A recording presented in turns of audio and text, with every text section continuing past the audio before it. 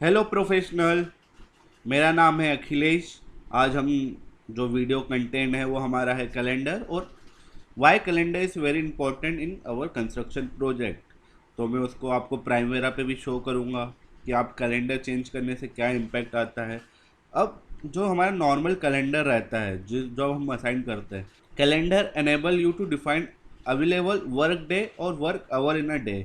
Normally जो हमारा Primavera का जो यूनिट चलता है हमें डेज या मंथ या वीक में दिखता है, लेकिन जो पीछे का उसका कैलकुलेशन रहता है वो इन आवर्स रहता है। इसलिए जब आप कैलेंडर डिफाइन करते हैं तो आप उस पर वर्किंग आवर्स डिफाइन करते हैं डेज का।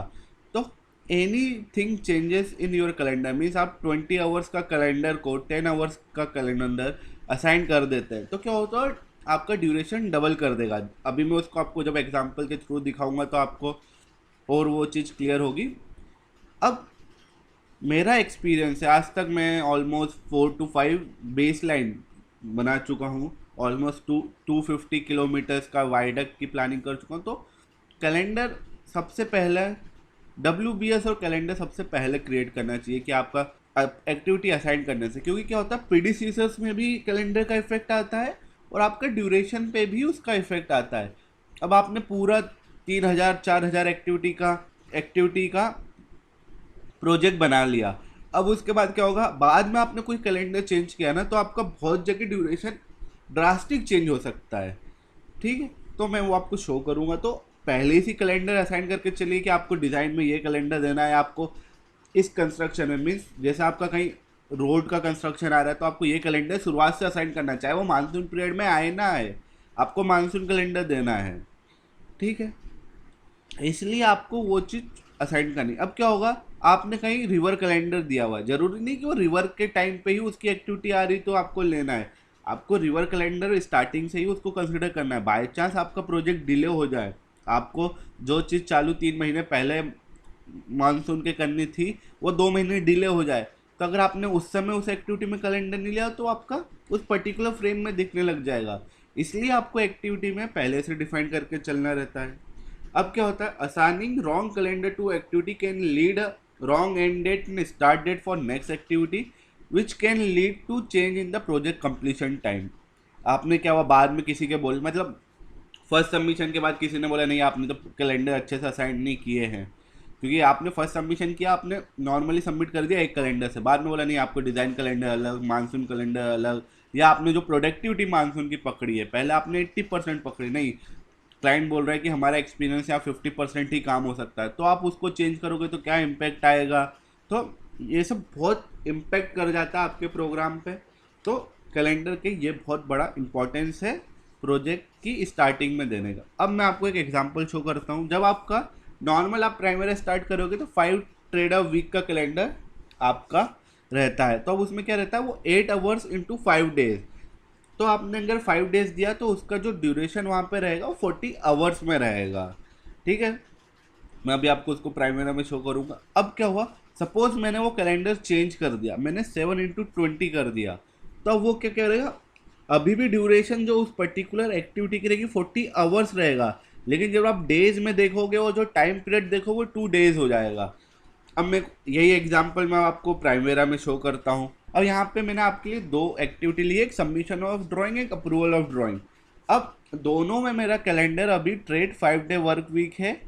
ठीक है, अब मैं यहाँ पे आपको एंटरप्राइज में जाके कैलेंडर में इसको यहाँ पे मॉडिफाई करूँगा तो आपको यहाँ वर्क वीक दिख जाएगा, 8 आवर्स ऑफ डेज इसका कैलेंडर है।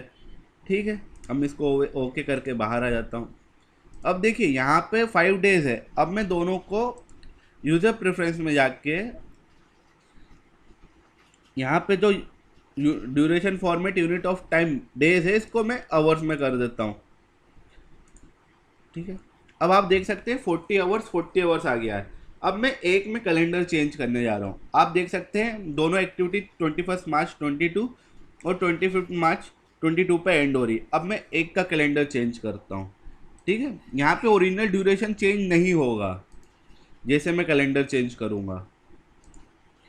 अब मैं यहाँ पे 7 into 20 का कैलेंडर यूज़ कर लेता हूँ। आप देख रहे हैं डेट कैसी चेंज हुई है, 20 से 21 मार्च। ठीक है, अब ये 20 मार्च क्यों हो गया है, आप जाके चेक करेंगे कैलेंडर, तो 20 मार्च इसलिए हुआ है क्योंकि उस कैलेंडर में संडे नॉन वर्किंग था। जैसे मैंने कैलेंडर चेंज किया तो मेरी जो डिफ़ॉल्ट डेट जो प्रोजेक्ट की थी वो आ गई है। मेरी डिफ़ॉल्ट डेट 20 मार्च थी। तो आप देख सकते हैं ओरिजिनल ड्यूरेशन दोनों का अभी 40 आवर्स है, तो प्राइमवेरा आपका स्टोरी आवर्स में करता है ड्यूरेशन।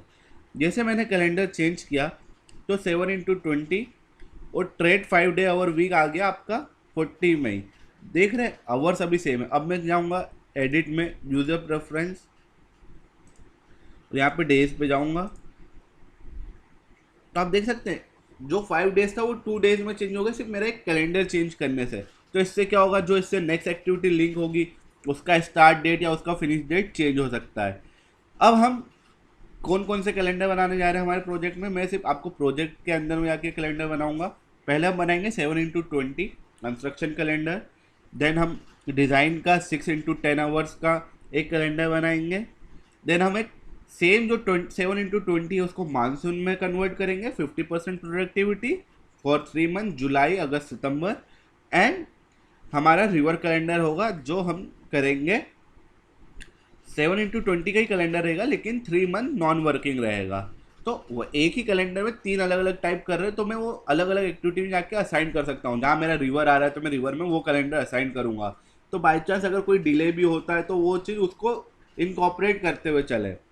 अब मैं क्या करूँगा, एंटरप्राइज में आऊँगा, कैलेंडर में, यहाँ प्रोजेक्ट में गया, मैं यहाँ पे कैलेंडर ऐड करूँगा। तो मैं मेरे पास एक 7 × 20 का कैलेंडर बना हुआ है, तो ये ले लेता हूँ। या मैं 5 ट्रेड वीक्स का जो नॉर्मल, ये तो मेरे पुराने कैलेंडर बने और मैं 5 ट्रेड वर्क वीक का ही कैलेंडर यहाँ पे ले लेता हूँ। अब मैं इसको कन्वर्ट करूँगा 7 × 20 कंस्ट्रक्शन कैलेंडर। अब मैं इसके मॉडिफाई में जाऊँगा, सबसे पहले वर्क वीक में जाऊँगा।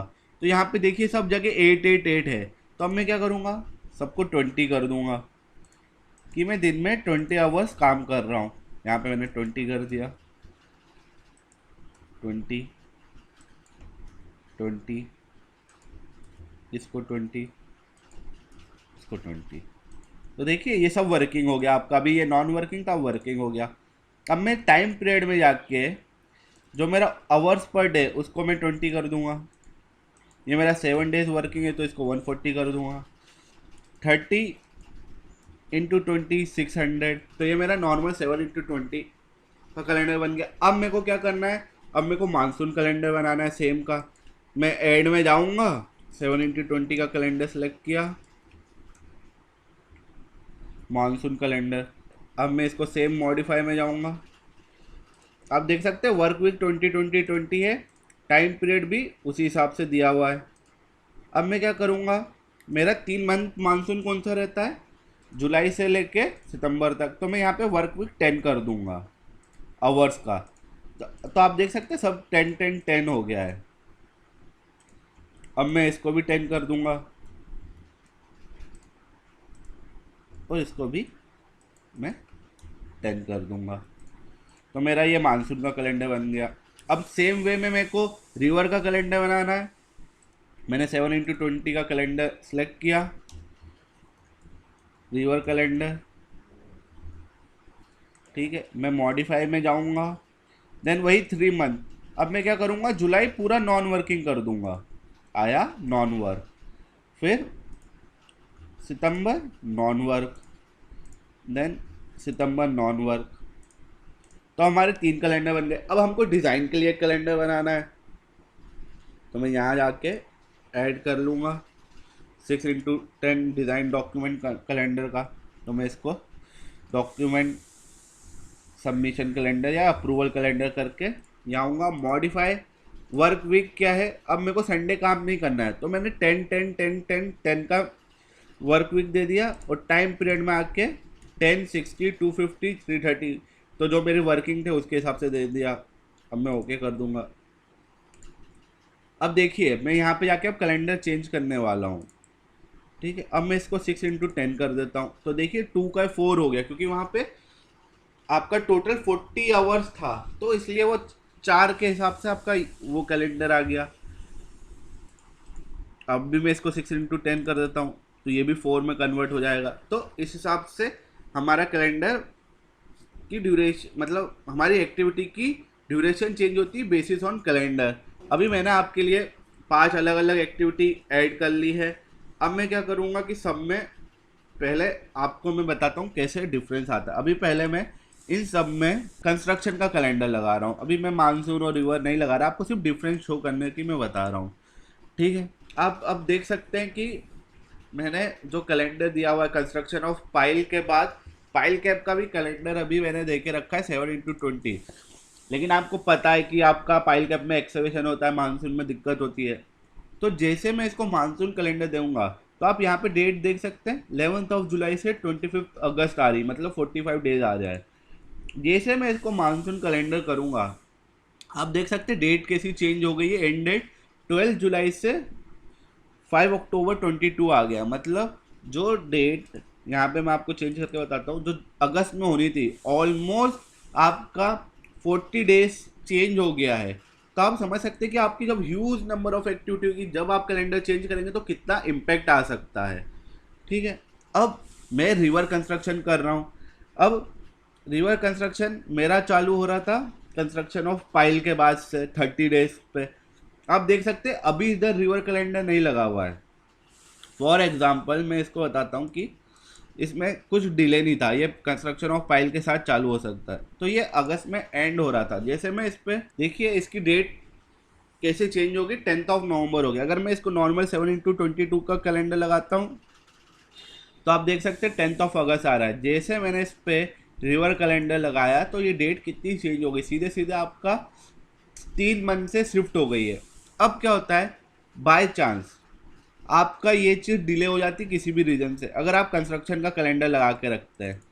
ठीक है, अगर ये मैं बोलता हूँ कि ये कंप्लीट होने के बाद चालू होगी, फॉर एग्जांपल आपको किसी ने रिलेशनशिप चेंज है, समझ लो वो एक डिले इवेंट हो गया, तो अब आपने कंस्ट्रक्शन कैलेंडर लगाया तो आपका देखिए river construction mostly monsoon time में आ रहा है। ठीक है, अगर मैं इसी टाइम पे इस पर अगर रिवर कैलेंडर लगाऊंगा तो आप देख सकते हैं वो सीधे 2 महीने शिफ्ट कर दिया है उसने, रिवर उस समय पे कुछ काम नहीं किया। तो अगर बाय चांस कुछ डिले होता है तो आपको उस चीज़ का फ़ायदा मिलेगा आपके एक्सटेंशन ऑफ टाइम में कि हाँ मैंने तो रिवर कैलेंडर लिया था, आपने डिले कर दिया बाय चांस 2 मंथ, तो वो 3 महीने 2 + 3 मतलब 5 महीने का हो जाएगा। लेकिन अगर आप सिर्फ कंस्ट्रक्शन कैलेंडर लगा रहे हैं तो उसमें क्या करेगा, आपका उस फेस में भी वो काम दिखाएगा। तो एंड जब आप पीओटी क्लेम करने जाओगे तो आपके प्रोग्राम में जो चीज़ दी हो उसी के बेसिस पे होता है। इसलिए कैलेंडर का इम्पोर्टेंस बहुत ज़रूरी है हमारे कंस्ट्रक्शन प्रोग्राम में। अब क्या होता है, आपको तो अब इतनी सारी एक्टिविटी ऐड करना है, आपको डिफ़ॉल्ट कैलेंडर यूज़ करना है, तो आपको पता होना चाहिए मैक्सिमम नंबर ऑफ कैलेंडर आपके क्या आएगा। तो आप क्या करेंगे, एंटरप्राइज में आके प्रोजेक्ट में जिस प्रोजेक्ट पे आप काम कर रहे हैं उधर गए, डिफ़ॉल्ट में जाके यहाँ पे देखिए, यहाँ पे मैं अभी कोई भी एक्टिविटी ऐड करूँगा उस पर ट्रेड 5 डे वीक का कैलेंडर आएगा। ठीक है, मैं आपको ऐड करके बताता हूँ। जो भी मैं एक्टिविटी ऐड कर रहा हूँ वो आपका 5 डे वर्क वीक आ रहा है। तो मैं यहाँ पे डिफ़ॉल्ट कैलेंडर मेरा मोस्टली कंस्ट्रक्शन का प्रोजेक्ट है। अगर आप डिज़ाइन मतलब डिटेल डिज़ाइन कंसल्टेंट में यूज़ कर रहे हो तो आप डिज़ाइन का कैलेंडर यूज़ कर सकते हैं डिफ़ॉल्ट। यहाँ पे हम क्या करेंगे 7x20 डिफ़ॉल्ट कैलेंडर यूज़ कर लेंगे। अब मैं कोई भी एक्टिविटी यहाँ पे ऐड करूँगा नहीं तो उसमें आप देख लीजिए कैलेंडर मेरा चेंज हो गया है। तो ये इंपॉर्टेंट होता है, आप डिफ़ॉल्ट कैलेंडर दे सकते हैं। इस वीडियो में इतना ही। आपको अगर कोई और वीडियोस के प्राइमरी रिलेटेड जानना है तो आप उसको कमेंट बॉक्स में लिख सकते हैं और मैं उस पर कोशिश करूँगा उस पर भी वीडियो बनाने की। Thank you.